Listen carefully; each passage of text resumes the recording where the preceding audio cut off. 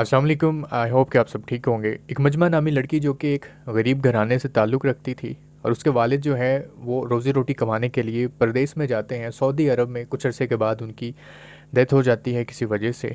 और ये ख़बर जब घर वालों को पता चलती है तो काफ़ी ज़्यादा उनको दुख पहुंचता है। और ये मजमा नामी लड़की जो है अभी बिल्कुल छोटी है, अभी 8-9 साल की ये बच्ची जो है, वो जब सुनती है तो बहुत ज़्यादा परेशान होती है और माँ भी बीमार रहती है। और ये बच्ची बाहर लोगों के जाकर शूज़ जो है वो पॉलिश करती है, कभी किसी का छोटा मोटा काम कर दिया, और घर में फिर कुछ खाना पकता है, माँ की मदद करती है। और फिर क्या होता है कि कुछ अरसे बाद माँ भी किसी बीमारी में मुब्तला हो जाती है, जिसकी वजह से माँ भी वफ़ात पा जाती हैं और मजमा अकेली रहती है। वो घर में भी पहले से ही अकेली थी, उसकी माँ जो है वो बीमार रहती थी। अब ये सारी चीज़ें देखभाल करने के बावजूद जो है वो घर का थोड़ा बहुत काम करती थी, बाहर लोगों के शूज़ पॉलिश करना, काम करके आना लोगों के घरों में, और फिर कुछ पैसे मिलते थे और उन पैसों का खाना बनता था। और वालिद जो हैं वो पहले से ही वफ़ात पा चुके थे। और फिर जब माँ की वफ़ात के बाद ये लड़की बिल्कुल तनहा हो जाती है, ये छोटी सी बच्ची। और इर्द गिर्द काफ़ी ज़्यादा घर भी होते हैं, मोहल्लेदार बहुत ज़्यादा हैं, लेकिन इस यतीम बच्ची के ऊपर किसी ने भी हाथ नहीं रखा, किसी को नज़र तक ना आया कि एक छोटी सी बच्ची जो है एक छोटे से घर में रहती है और उसके माँ बाप जो हैं वो नहीं रहे इस दुनिया में।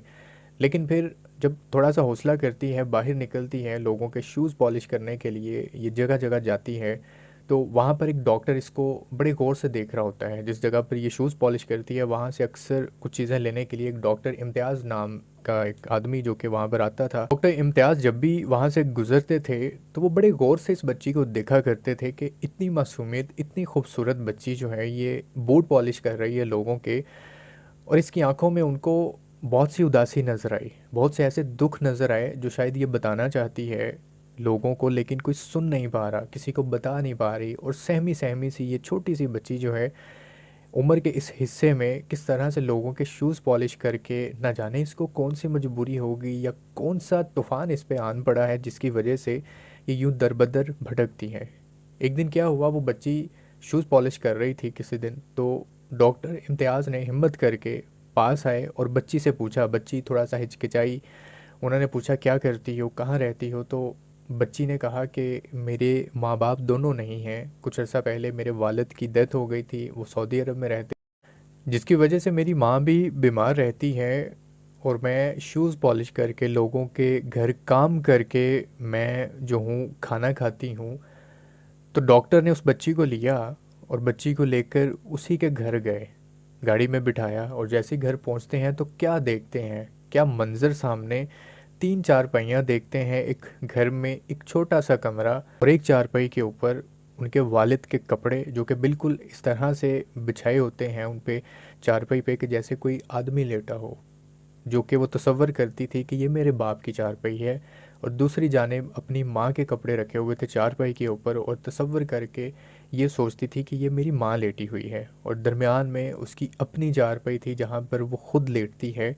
वो सहमी सी बच्ची, वो बोलती कि मैं जब आती हूँ घर तो मुझे डर लगता है, मुझे कोई पूछने वाला नहीं। अब डॉक्टर इम्तियाज़ जो हैं वो जैसे ये मंज़र देख रहे होते हैं, कभी वो चारपाई की तरफ देखते हैं, कभी बच्ची की तरफ देखते हैं, तो उनके आंसू जो है वो निकलना शुरू हो जाते हैं। वो इस कदर बेबस हो जाते हैं और बच्ची को गले लगाते हैं और कहते हैं कि अगर तुम्हारा कोई नहीं है, मैं तुम्हारा बाप हूँ, मैं तुम्हारा ख्याल रखूँगा, तुम मेरे साथ चलो। वो उसको हौसला देते हैं बच्ची को और अपने साथ इस्लामाबाद ले जाते हैं। और फिर जाने से पहले एक और बात बताऊँ आपको कि जब वो मोहल्ले से निकल रहे होते हैं तो लोगों को मुतवज्जो करके वहाँ इर्द गिर्द के जो उनके अपने पड़ोसी थे उनको कहते हैं कि इस मोहल्ले के अंदर ये एक बच्ची अकेली रह रही है तनहा, और तुम पे खुदा का अजाब नाजिल होगा। तुम में से किसी ने इसके सर पर हाथ नहीं रखा, किसी ने इसकी मदद नहीं की, जबकि इसके माँ बाप दोनों छोड़ गए हैं दुनिया, लेकिन तुमने फिर भी इसका ख्याल तक ना रखा। और वो रवाना हो जाते हैं मजमा को लेकर, इस्लामाबाद शिफ्ट हो जाते हैं। इस्लामाबाद मजमा जो है डॉक्टर इम्तियाज़ के साथ चले जाती है, वो उसके खाने पीने का, पहनने का, इवन कि उसकी तालीम तक का ख़र्चा उठाते हैं। उनकी अपनी भी चार बेटियां थी और एक बेटा था डॉक्टर इम्तियाज़ का। तो उन्होंने कहा कि आज से मेरी 5 बेटियां हैं।